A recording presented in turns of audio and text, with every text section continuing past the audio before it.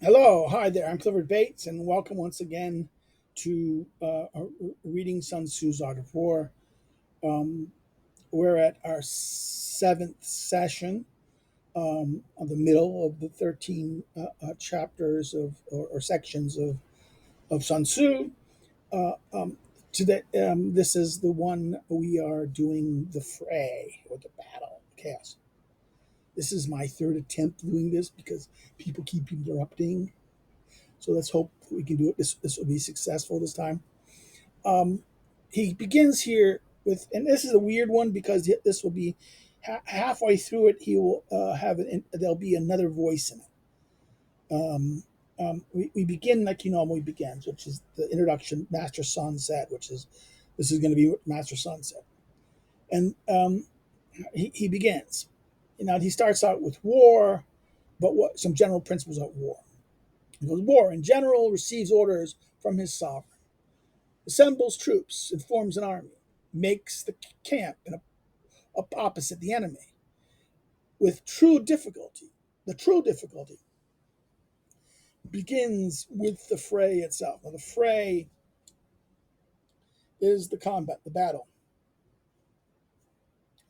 This is where he says the true difficulty was. Now, orders, assembling the troops, making the camp. Those are things that the general does, right?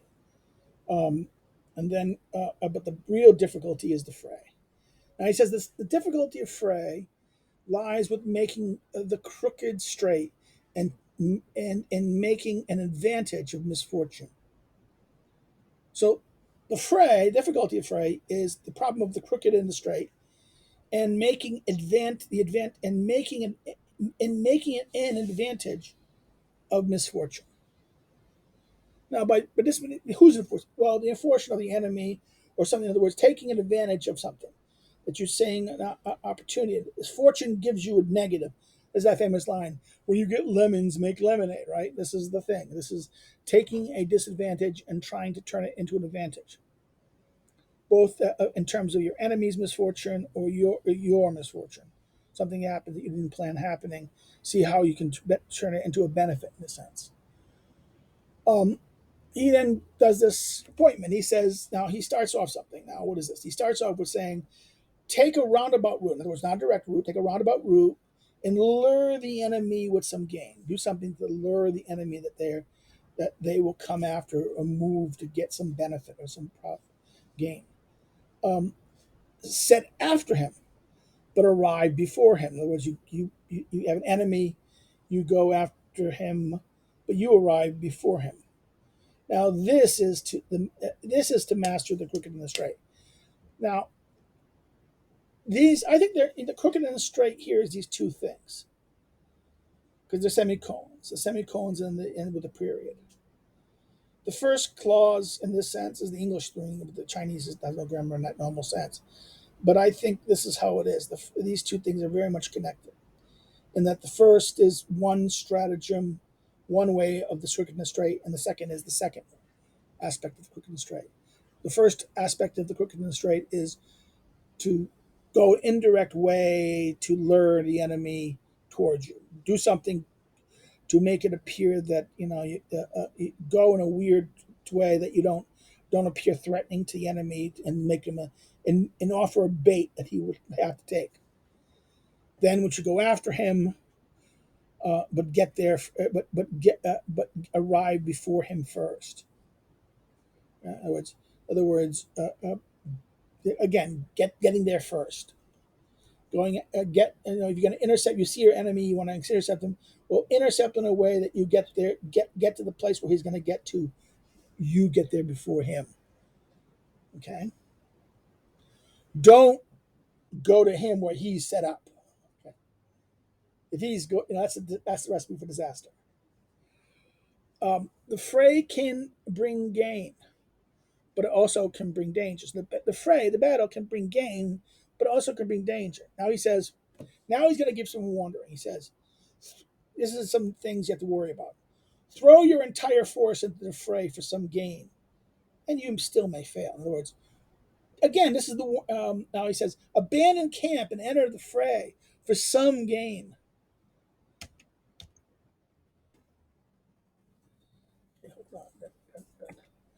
and you may lose your equipment. Okay. In other words, he's saying for some small gain, these two examples where you're throwing your whole force to win for some small gain doesn't make sense. You don't throw your force everything in for something small. Cost benefit is disproportionate.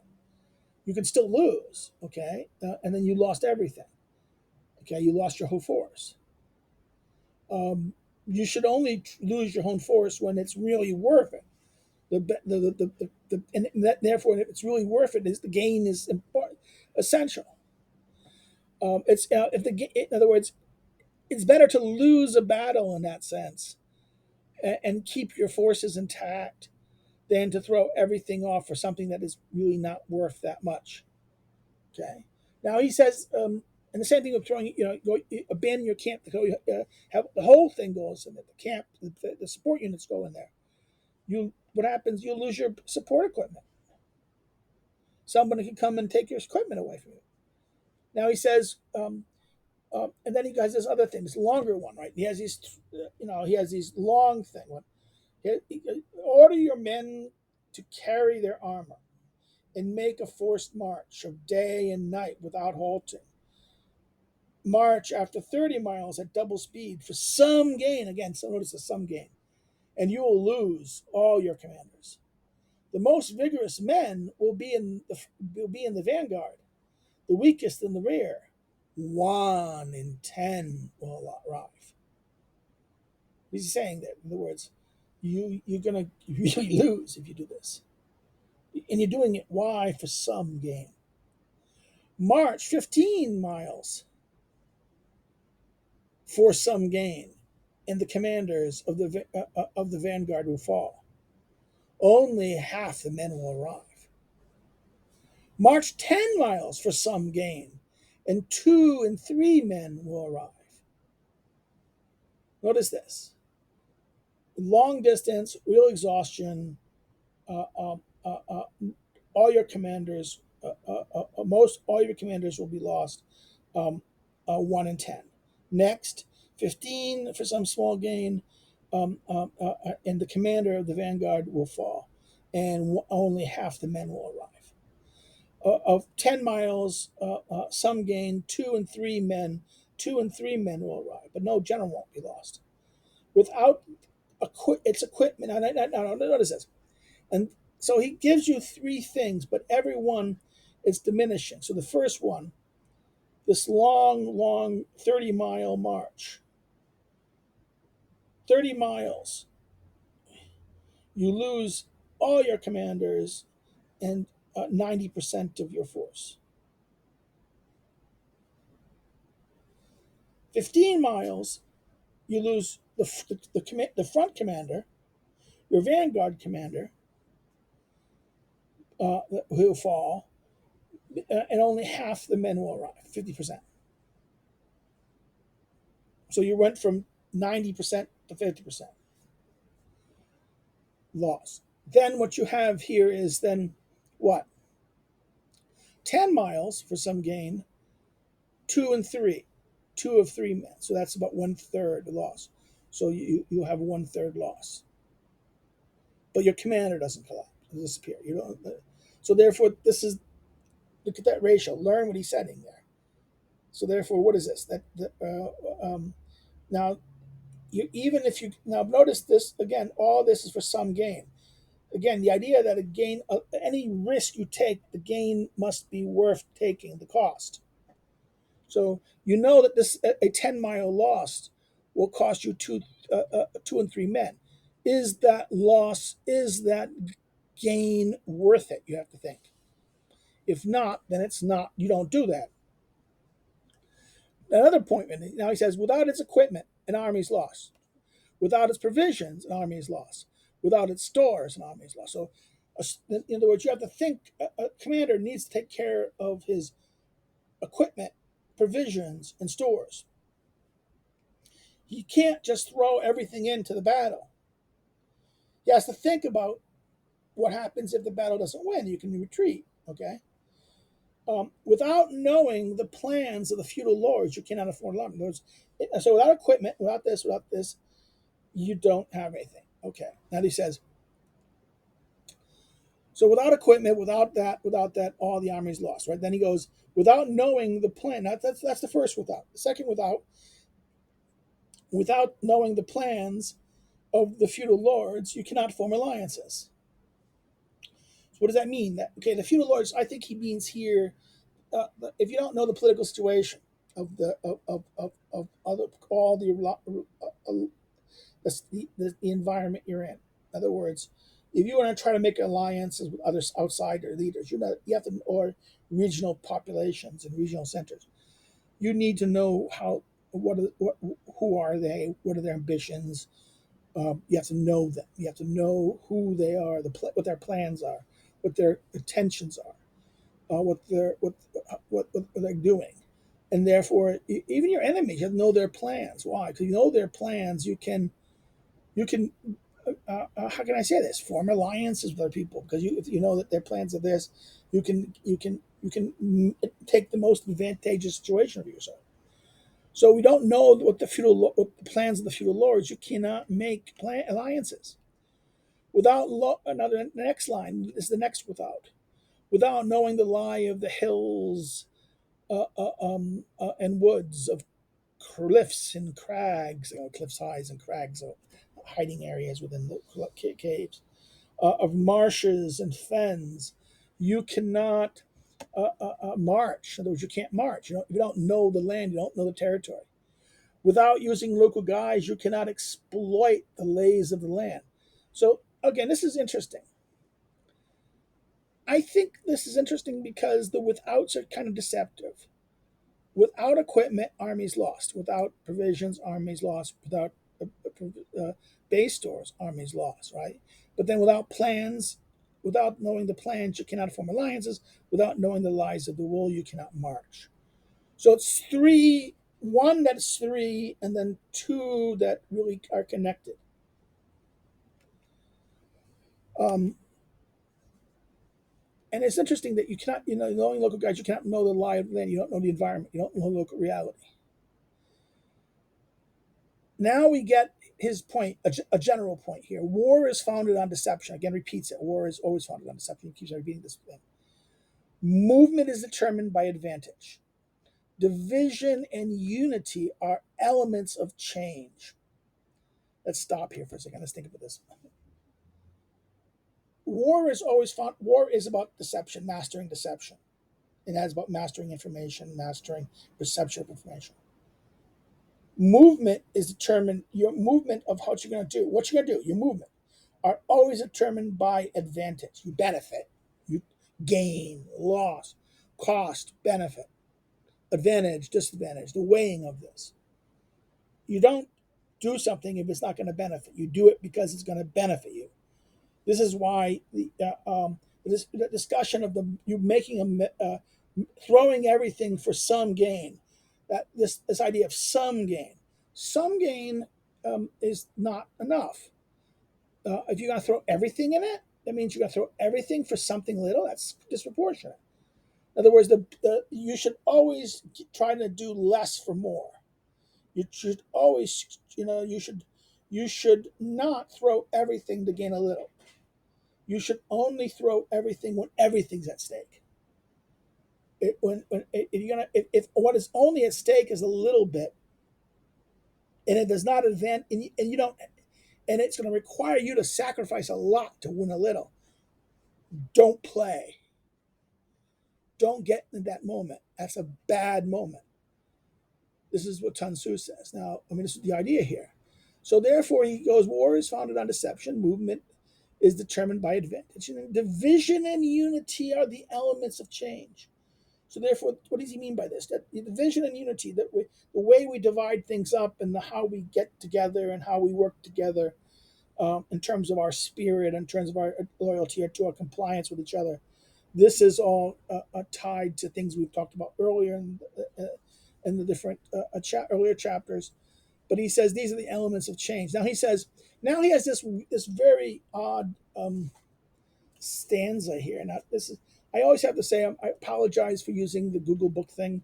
I thought it's much better than Kindle. I'll be honest with you. So from that point of view, um, I didn't want to put I was thinking about using a scan of this or PDF, and I said nah because the PDF reader is kind of annoying. Um, but maybe I will someday use a PDF reader on this. We'll check it out. But the fray here is very interesting because the stanza here is a double. It's a really 3 points together, and that's why that odd. That's in here. You have an extra space that shouldn't be. The reason why it's extra space is because in the printed version, it's on the next page, top of the next page. So in the editing of the thing, there's a space there because of moving it to the next page. They didn't want to have it to be right on the edge, okay, of the margin. This is what I don't like. This is why I don't really like ebooks because the page situation alters and things don't stay how they are, and sometimes the margin structures are kind of not changed for them properly, and hence it becomes kind of we have these kind of weird glitches. Um, Here is there's these three B's, the three B's: be rushing, be ravaging, be inscrutable. Be and then there's the other B underneath it. So be one, be that. Be one, be that. Be one, be that. Um, Wind, fire, night, forest, mountain, thunder, lightning. That's how the parallelisms here. Okay, if we put these across each other, if you took them not like this, but rather broke it into two columns, you'd have two columns like this. Or if you did this one item right next to the other, following the other, it would have the same situation. That fire, wind, fire, night is all on the same top, on the top, and underneath it is forest, mountain, thunder, lightning. Um, Wind, the power of the wind, rushing as a wind, stately. Now, stately as a forest, that's a weird one. I thought about this. Stately as a force. What does it mean? Stately means solid. Something stately is like something grand and big and majestic. Something stately would be like something that you're impressed by. A forest is something that's permanent, not permanent, but it's something that's old and it's there. It's steady in that sense. Um, Stately as a forest, right? Ravaging, destructive as a fire. So rushing, ravaging, stately, still, and then here inscrutable, right? The next one, inscrutable is night. Is why inscrutable? Inscrutable means you're unable to discern it. Light is difficult to see. You can't always see. You can't scrutinize. I think the word scrutinize is to look over something, right? To be able to see and look at it closely. It involves this concept of sight. Well, night you can't necessarily see things easily, so it's inscrutable. In other words, you have to be. The metaphor is to make things not as so easily to be seen and to be seen and easily understood. And to be swift as thunder and lightning. Thunder and lightning, remember, the speed of sound, speed of light, right? Very fast. So these are the things you need to be in that sense. He goes, and then he has this now, this another set of three: plunder the countryside, divide the spoil, extend territory, distribute the profits, weigh the situation carefully before making a move. Now, the first two things, there's a clause. This, this comma, then that clause. In other words, plunder the territory, expand the territory. Plunder the countryside, extend the territory. If you plunder the territory, divide the spoils. In other words, make sure everyone gets their share. Extend the territory, distribute the profit. But notice this, the next point. This point is very interesting. Weigh the situation carefully before making a move. This doesn't have that same clause aspect towards it. So here he's trying to hit every move you make, Every act, move you make, you should, before you make it, you should weigh the choice of what happens. Is it, what are the costs and benefits? What are the costs? What are the costs of this? What advantages it bring you? Or what disadvantages it bring you? What is the cost of in terms of your resources? Remember, without your equipment and things like this, you have to always remember what your go back all the way. This, remember, without your equipment, and your army's lost. Without food, provisions, army's lost. And remember what he said earlier about having to bring equipment all the way back. Equipment is costly. Equipment keeps on. Therefore, it's always better to kind of get the equipment from your enemy because it's cheaper in that sense. Um, Food also, it's better to take. Modern militaries don't like this. We come up with modern budgeting because of the effects of the society that you're into doing. In other words, if you're plundering and taking from I mean, in many ways, we modern warfare doesn't like this idea that you plunder off the opposite people. But yeah, I hate to say it, that's the reality of real warfare, and it's particularly if you're going to care about the cost of things. Um, so, and then he says, "What? This is the thing." Now, he ends this analysis with a very interesting point. He says, "Victory belongs to the man who can master the stratagem of the crooked and straight." So, whoever can master the stratagem of the crooked and straight, which everything we talked about here so far, is victory belongs to him. And this is the art of the fray. The art of the fray, art of the battle, is mastering the crooked and the straight, the stratagem of the crooked and the straight, knowing how to do all these things that he's talked about here. Now, notice something. All of a sudden, there's a new speaker.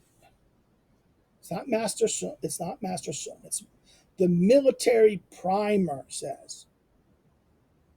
Who is this guy, military primer?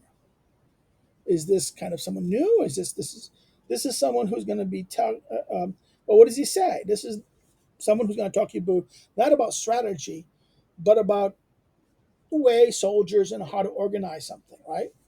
He goes, when ears do not hear, use gongs and drums. When eyes do not see, use banners and flags. Gongs and drums, banner and flags, they are the ears and the eyes of the army. So the ears and eyes of the army are again, this is interesting, that point of view, are gongs and drums and banner and flags. The gongs and drums are the ears, and the banner and the flags are the eyes. These are the mechanisms of communication. Now, today, Army, we don't, back in, the arms, the gongs and these things, again, this is something I mentioned before, that, in warfare, you use sounds that make commands instead of yelling. In the old days, you'd have trumpet, and then what? But the danger of that is retreat. Now, different songs, different things would have different signals of different orders. Charge, retreat, trot. All these commands, standard commands, would be a note on the trumpet for everyone to hear. Okay, this is the trump times the trumpet. Samuel going dying, dying, dying. To make a certain rhythm, a certain thing with different commands with different rhythm. Um, Now, what does that mean? Well, the danger of this is that not everyone's going to get the same orders.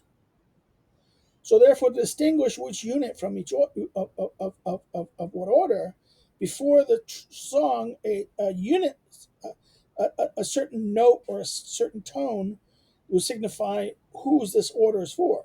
So the preparatory signal and then the message. Da da da da da da da da da da da. In other words, each unit will have in the lineup. Each unit will have its own preemptive message before you get the message. ba-da-da-da, da-da. In other words, everyone will have its own signal to do something. And that would be something simple like a 2-3 note thing, and then the repetitive order. Okay, and you do the repeat, and every time you do the next order, do the order, you do the same thing.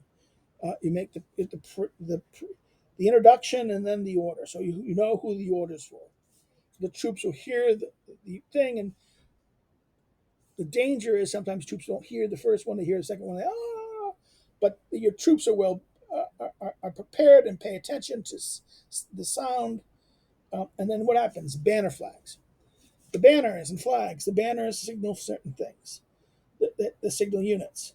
Certain banners waved a certain way, like certain symbols. The wave a certain symbol, like that would be to me go forward. Things like that. A signal forward, like going like this, that, or that. You wave the banner a certain way, your unit. And the banner itself tells this is this unit, and the banner will be the thing that each unit will follow. So the troops will rally around the banner, rally around the flag, right?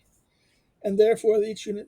Now, this is the information. The leaders will be looking at the troops will be looking at the flag. This follow their flag, and then the general will looking at the flags to know where my unit, that unit's over there, that unit's over there. They're going where they should be going, and usually then have runners. If they're not going where they should be going, you have a runner go run to their commander or the person leading, and to get them to go the right direction. Right, the runners go like this to the general. Sometimes they have runners. There's runners between units, and there's runners to the leader. And why you have the runner to the unit is make sure you don't see the other guy and make sure where he is. You send him to the make sure you don't see his you don't see his you don't see his banner. You don't see the symbol of where he is. Now today's technology we don't use banners and flags and trumpets and things. We use communications in the battlefield itself. Units will use hand gestures as signals to each other instead of marching orders. Um, um, then there will be combat gestures and things like this for operations, particularly like special operation units, very much hand gesture structure. Um, Even non-combat, there's certain hand gestures will be there, and the battlefield is kind of symbolizing what to do as a way to not have to shout the noise. In other words, a single hand gesture is sometimes clearer if the person can clearly see it than the order, because the order you might not hear it over the chaos of the battlefield. Um, why is that important? Because the signals and banners and drums and these things are the mechanisms of communication. The communication within the unit, the communication between units, and the communication between the units and the leaders. But then again, the opposite side is doing the same thing. So a good commander is paying attention to both, and is trying to make what he should have done is he should know what the enemy structures are, how they're laid out, how their things is like this, and you should prepare that in a way to maximize lure them into a trap where you get the advantage of them. Okay, that's the reality of this. Now, um, when the army is focused, the brave will not advance alone, nor will the fearful retreat alone. And he goes, this is the art of managing many. So, in other words, he's done two things here. He's talking about gongs and drums, banner flags. In other words, ears do not hear, use gongs and drums, banners and flags. And then what else? And keep your soldiers focused. This is the art of mastering the many. Information, ears and eyes, and keeping them focused, keeping their morale and them focused on their goal. Because if they're focused, the brave are able to go forward, and if they're retreating, They can be retreating in good order. They keep their discipline, keep their order. If everything breaks down, then that's when disaster happens. If you're not able to move forward, advance in a cohesive sense, then you won't achieve victory. if you're going to retreat in not retreat orderly, but in case then everything's lost. Retreating itself isn't bad. In other words, losing a battle isn't bad if you can keep your army intact. And in other words, certain battles are going to be lost. You've lost it. You've not lost everything. Your army's about 80% intact. You leave, particularly if there's no more advantage. There's no possibility of getting the gain you wanted. And the situation now is you're going to risk everything for a little bit advantage. No, the benefit is not worth that. You take a retreat. You move away. You break it. You let the defeat happen and take the advantage. In other words, find a new situation. Find and create a better situation. Don't double down on loss. If you've lost it, if it's not looking good, and that you think, oh, this is the constant mistake that gamblers and people make. They keep on throwing more money and more effort into something that's losing. No, at a certain time you cut your loss, and because you cut your loss in one sense, you can maintain order, maintain your discipline, and you are able to get out. This is the more important aspect of this. And this is the art of managing many in that sense. Now, this is the weird. This is next thing. He says, in night fighting, use torches and drums. In daylight, uses banner and flag. So to transform the ears and eyes of the troops. So therefore, this at one level is a transition. This is both management, right? But then what is it? And actually, this is a transition.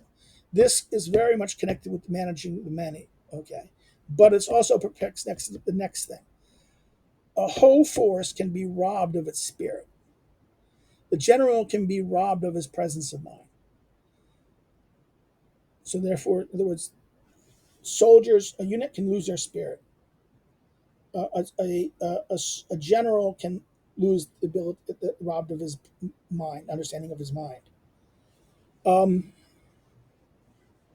let's look at this next thing. A soldier's spirit is keenest in the morning. By noon, it is dulled. By evening, he has begun to think of home, right? Now he says, a skillful warrior avoids the keen spirit. He attacks the dull and the homesick, comma. This is mastery of spirit. Mastery of spirit, which is a form of, if mastering many is about knowing how to organize things, remember that the next thing actually deals with organization, but it also hints something else, I think. The soldier spirit. In other words, the whole idea that the unit can be lost their spirit. If things don't go well and they can't communicate, they lose spirit. If, in other words, if they can't get the orders, can't get things, so that if things aren't managed properly, if you're not managing properly, their spirit can be lost. It's not implied, but it's there too. It's logical in that sense. Um, a general can be robbed of his. In other words, a situation can the general cannot understand, cannot his presence of mind can be just lost for that second. Something happens. He lost his presence. He lost his ability. He's panicking. He's worried, or he's in a situation where he's not. He's thinking about I'm losing. You're not. You're in a situation where you begin to panic, and you don't have the control of your mind to understand the situation and to make the calculations what you need to do. Um, the soldier's spirit is keenest in the morning, he says. By noon it's dullest. By evening it is wants to think of home, right? And what happens? He says, the soldier, the skillful warrior, don't attack keen spirits. You attack the dull and the homesick. And this is mastery of spirit. Mastery of spirit is what? One, maintaining your spirit of your troops. Maintaining your spirit, keeping them what? Organized, not robbing them of, keeping them organized and not robbing them of their spirit, not and they're lost. Then getting them trained not to give in to their tired exhaustion and weariness.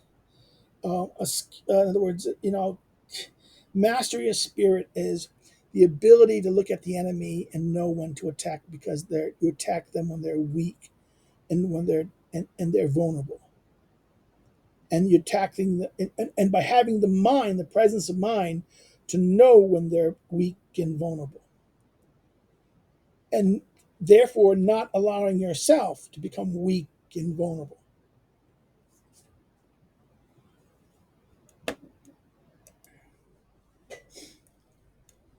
So again, um, this idea of mastery of spirit. We had a break here for a second. Something came up. Mastery of spirit is this idea of the ability, knowing when to attack. Now, next thing he talks about is he confronts chaos with discipline. He treats tumult with calm. This is mastery of the mind. So, mastery of the spirit is dealing with what? It deals with the ability of keeping the spirit, knowing when to attack, knowing when to attack the enemy, and it would, in a way that it's at your advantage. Mastery of the mind is keeping the mind. In other words, you confront chaos with discipline, and you treat tumult, disorder, with calm. I'm thinking, I mentioned this in my previous attempt at this. Um, in the movie Black Hawk Down, the Ranger Major, the leader, it meets up with the company commander in the Battle of Mogadishu after the night. And the next morning, he brings the trucks to pick him up. And as he goes to meet them, he greets the officer with a handshake. Now, you see this all the time in war movies. And, this can't be real. But those of us, anyone who's known real battle, knows these things exist. This is the mastery of mind in that sense. The situation is that leading officers or people in war are sometimes so focused and so calm, is that they're calm in that sense. Their mind is able to discern, and they're just not feeling the chaos of the moment. They're not letting the panic. They're keeping calm, because by keeping calm, they're able to what? Master their mind, make their decisions, make deliberative things. So this is the two things: the mastery of the spirit, the mastery of mind. And then now the next one is he meets distance.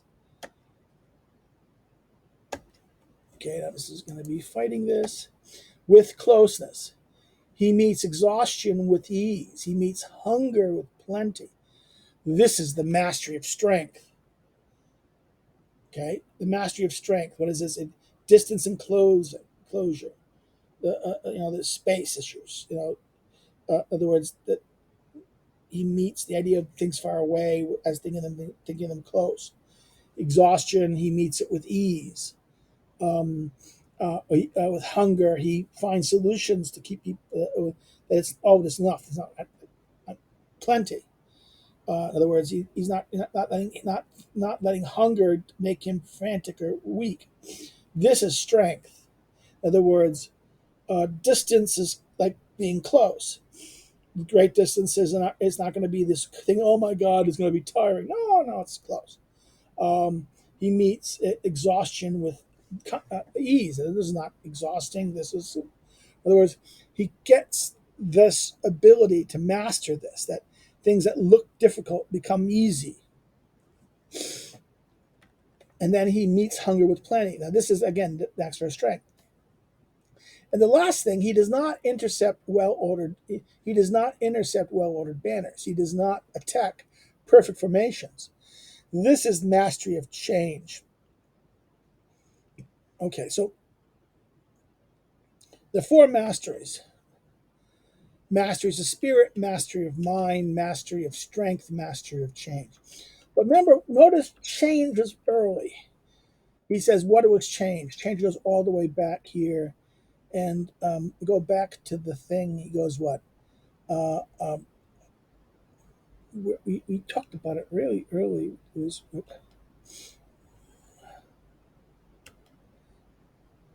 yes, are elements of change. In other words, division and unity. In other words, deception. War is founded on deception.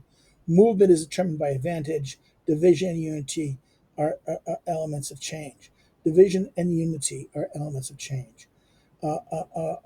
and the question of movement is determined by advantage, and the question of this deception, advantage, and what change. Change is division and unity.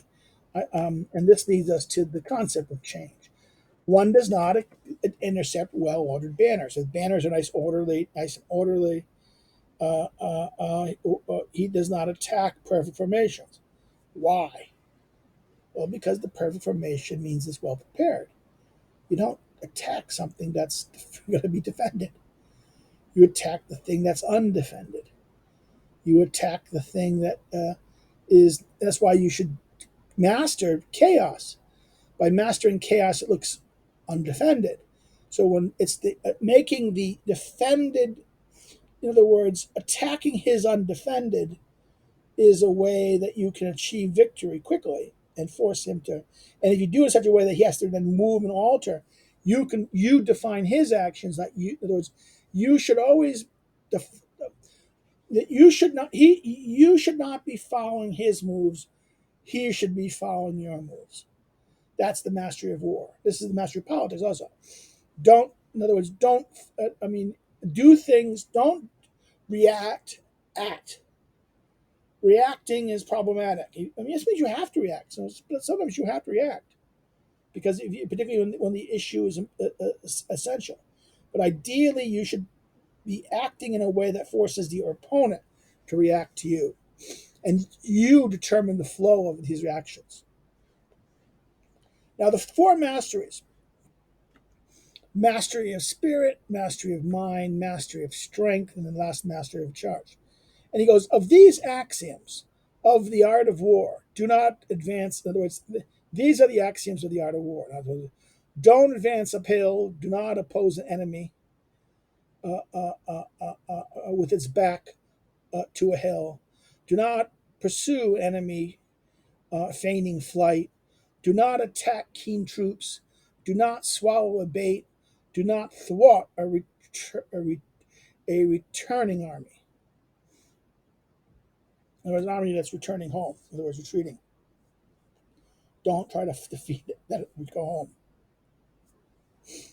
In other words, these are the axioms of the art of war. He says, don't advance uphill. Don't attack it. Don't attack uphill. That's this bad move. And it's many times I'm always amazed how some great battles the defeat it is. People don't follow this advice. Do not oppose an enemy with his back to a hill. That's again, that's like fighting uphill. In other words, do not pursue an enemy feigning flight. In other words, if he's pretending of flying away, you pursue them, and then all of a sudden, trap.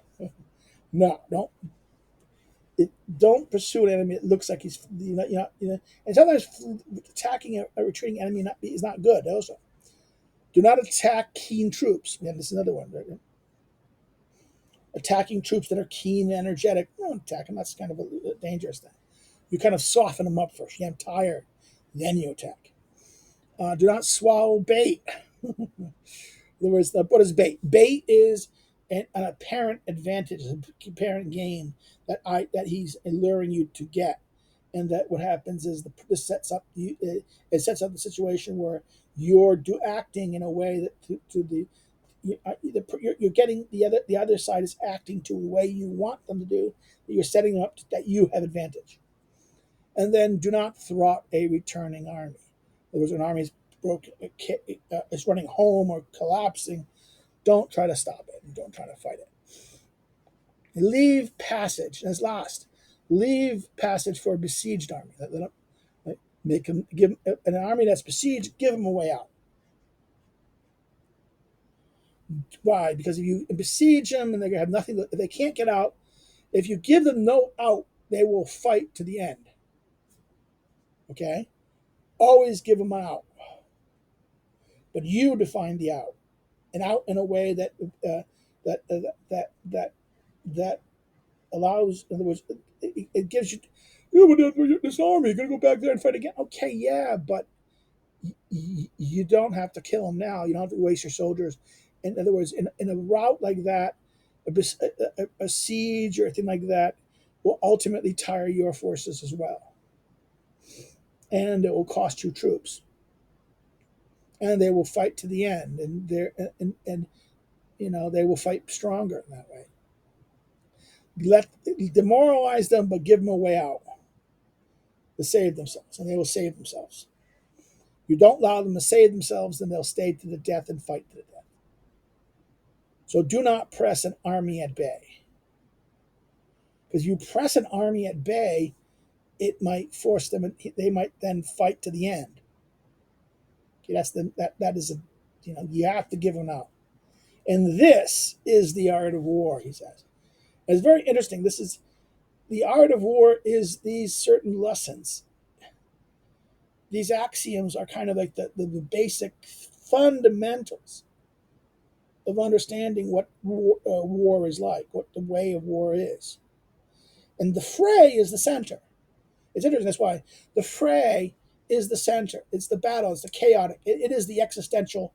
It is the existential moment of what's happening. Why you're there in the battle. It is the middle point. It is that case, and in this stage, you need to master. You need to master the four masteries, right? Of again, of of spirit, mind, strength, and change, right? Um, and this is part. And this is what the primer says. This idea of organization. Organization is tied to spirit. What is the organization is trying to keep everything together, create order. Again, remember the whole purpose, all the way back here, is this crooked and the straight, right? The crooked and the straight is tied to this whole theme of of what we're doing here, which is the crooked and the straight is about the question of mastering of war in that sense. Of it is the idea of he repeats that general in other words that war is founded on deception. General axiom he's repeated earlier, that he presented earlier. Momentum is determined by movement is determined by advantage. Another principle he dealt with earlier. But now, division and unity are elements of change.